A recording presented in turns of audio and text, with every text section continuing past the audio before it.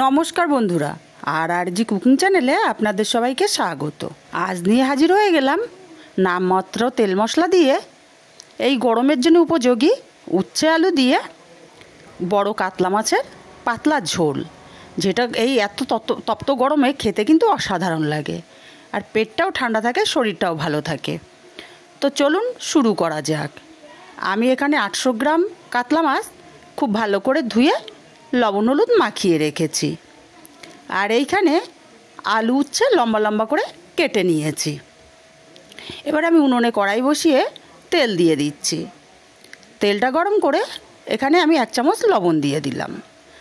গরম তেলটা ছড়িয়ে দেব, আর লবণ দেওয়ার কারণে আমার মাছগুলো কড়ার গায়ে লেগে যাবে না, সুন্দর উল্টে পাল্টে ভাজা যাবে। এবার এক এক করে আমি মাছ দিয়ে দিচ্ছি।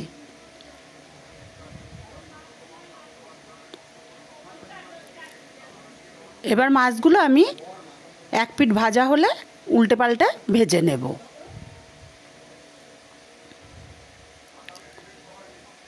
মাছগুলো খুব বেশি কড়া করব না, আবার এপিট ওপিট করেও ভাজবো না, মিডিয়ামভাবে কড়া করে ভাজবো।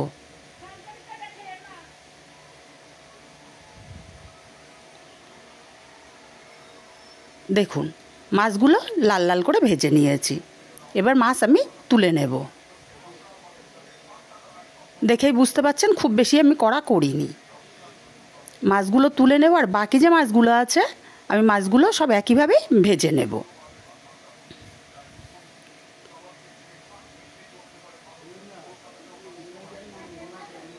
মাছগুলো তুলে নিয়ে এই তেলের মধ্যে আমি আগে থেকে কেটে রাখা উচ্ছেগুলো দিয়ে দিলাম। উচ্ছেগুলোকে হালকা ভেজে নেব, খুব লাল করে আমি ভাজবো না। উচ্ছেগুলোকে নেড়ে চেড়ে হালকা ভেজে নিয়েছি। এবার তেল ঝরিয়ে উচ্ছেগুলো আমি তুলে নেব।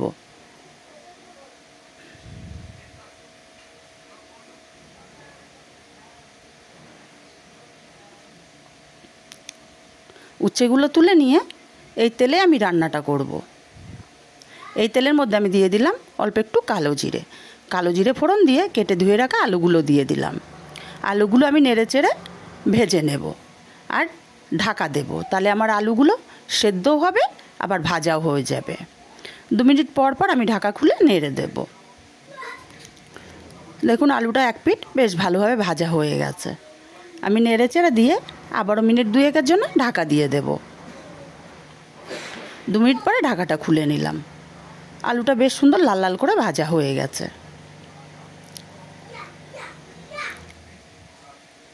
আর যেগুলো একটু কাঁচা আছে সেগুলো একটু উল্টে পাল্টে তেলের মধ্যে দিয়ে দিতে হবে। এবার এখানে আমি ঝালের জন্য দেব চেরা কাঁচা লঙ্কা। আপনারা আপনাদের স্বাদ অনুযায়ী দেবেন, আর একটু গ্রেট করা আদা। ব্যাস আমার এইটুকুই মশলা, আমি আর মশলা ব্যবহার করব না। ভালো করে কষিয়ে নেব মিনিট 4-5 ধরে। মশলাটা কষিয়ে নিয়েছি।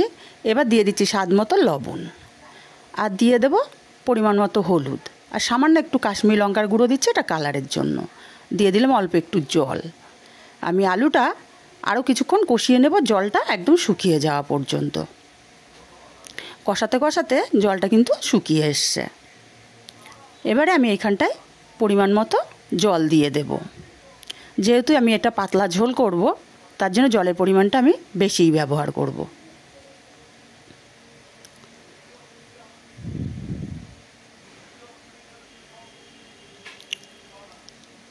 এবার এখানে আমি দিয়ে দেবো ভেজে রাখা উচ্ছেগুলো। উচ্ছেগুলো দিয়ে নেড়ে চেড়ে আমি মিশিয়ে দেব।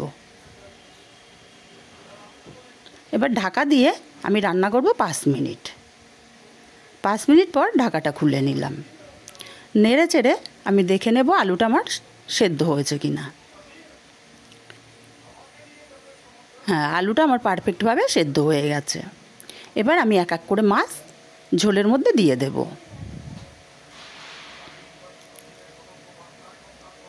মাছগুলো সব দিয়ে দিলাম।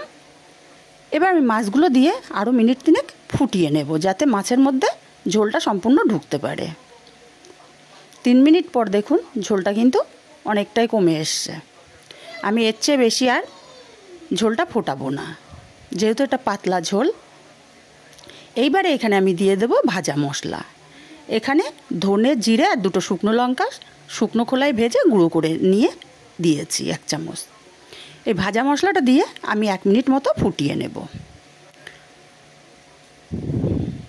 1 মিনিট আমি ফুটিয়ে নিয়েছি। দেখুন সুন্দরভাবে আমার তরকারিটা রেডি হয়ে গেছে। আর ঠিক এই রকম পাতলা ঝোলটা আমি রাখবো। এবার ঢাকা দিয়ে আমি উনুনের উপর থেকে নামিয়ে 5 মিনিট রেখে দেব।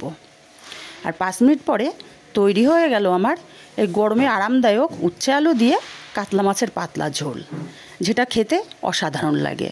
তো বন্ধুরা, রেসিপিগুলো যদি ভালো লাগে অবশ্যই চ্যানেলটি সাবস্ক্রাইব করে আমার পাশে থাকবেন, আমাকে সাপোর্ট করবেন। কাছের আত্মীয় স্বজন বন্ধুবান্ধবদের কাছে শেয়ার করতে ভুলবেন না।